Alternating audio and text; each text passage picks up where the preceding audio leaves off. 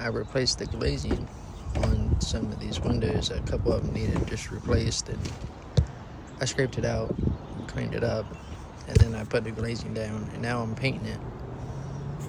It's just, you really gotta, like, keep up on your glazing around your windows, because if your glazing starts cracking and bleeding, then you're gonna have a big issue with water seeping through it and then laying on your seal, and then it's gonna rot your seal out, and you'll be replacing the grid itself. And then if you gotta replace the grid, you gotta replace the whole window. So keeping up on your glazing is not a bad thing. I know some people just use caulking to fill the cracks back in or whatever just to get by, but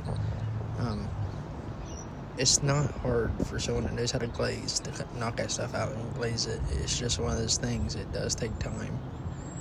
Anytime someone asks me to glaze something, it's like, I mean, what do you want me to do? You just want me to seal it up, or you want me to actually fix it? And it really comes down to the homeowner and their budget, because the right way of doing it is to go through there and scrape each one of those things, and whatever comes out, just take that whole side out and then replace it.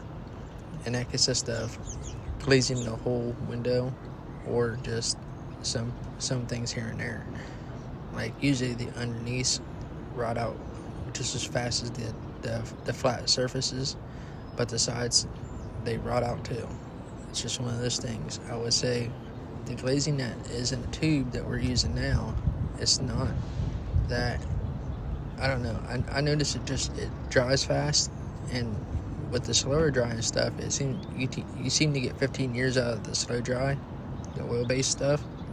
And this latex stuff, even though it's paintable in 30 minutes, I think it dries faster and harder, and in the process of that, it doesn't have no life to it, so it gets brittler quick, and then you'll have to end up scraping it out every, I'd say 5 to 8 years, because we used glazing in a tube before, and I would say that he got about 8 years out of these windows before we had to come back and fix them again. And it's very common to replace your glazing in certain areas of your house, depending on if it's the part that's in the sun all day, or if it's the part that's in the shade all day. If it's in nasty, gloomy weather areas, it'll rot out just as fast there as it will in direct sunlight areas. And it's just one of those things. It's just maintenance. It's exactly what it is. It's maintenance. And you can have somebody go through and check them every 3 or 4 years, or you can have somebody come through and